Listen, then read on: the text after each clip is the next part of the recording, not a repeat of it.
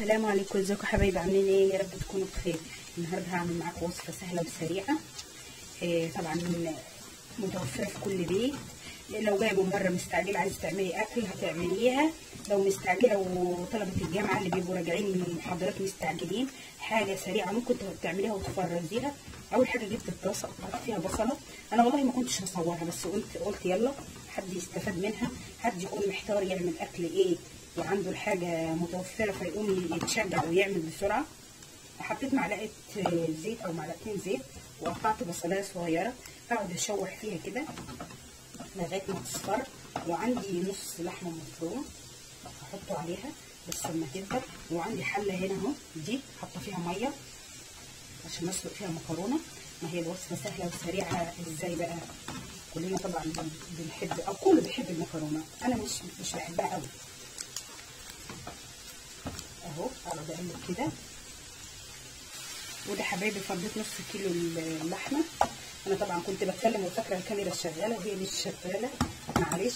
فضيت نص كيلو اللحمه على البصل. انا لا حطيت توابل ولا اي حاجه لغايه دلوقتي، اهو كله في السريع ما بكملش 3 دقايق. بعد كده احط التوابل بتاعتي، معلقه توابل مشكله،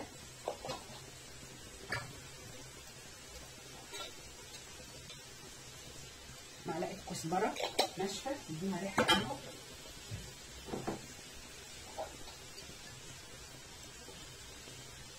وسنه قرفه او نص معلقه قرفه،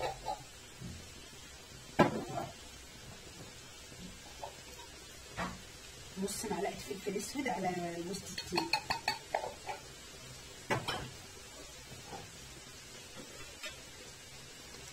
ومعلقه ملح.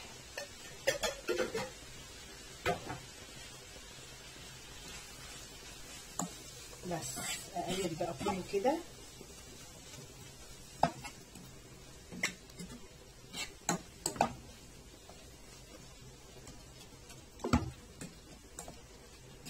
اقعد اقلب فيهم كده، اتاكد ان اللحمه خلاص كلها اتعصبت.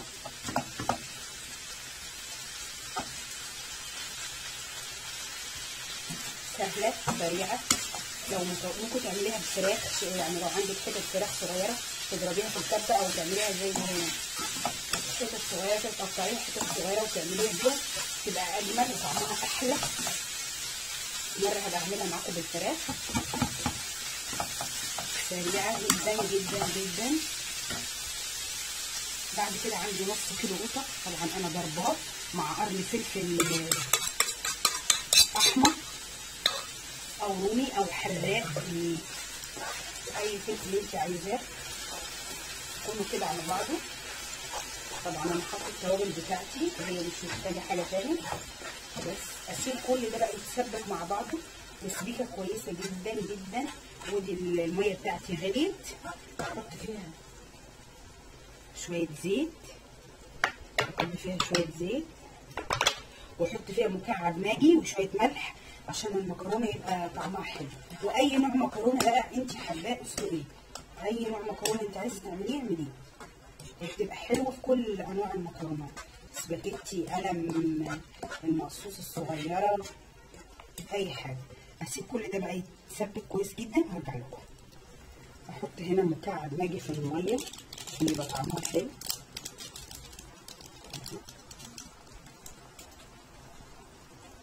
واحط كيس صلصه او معلقتين صلصه كبار.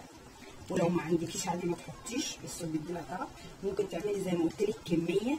لو انت دلوقتي في المدارس ولادك بيرجعوا من المدارس كل يوم، لو انت بتشتغلي او انتوا طلبه في الجامعه، تعمليها الخلطه دي كلها كده وتحطيها في الفريزر، في علبه في الفريزر، وبعد كده تطلعي منها بالحبه وتحطيهم على النار يفكوا.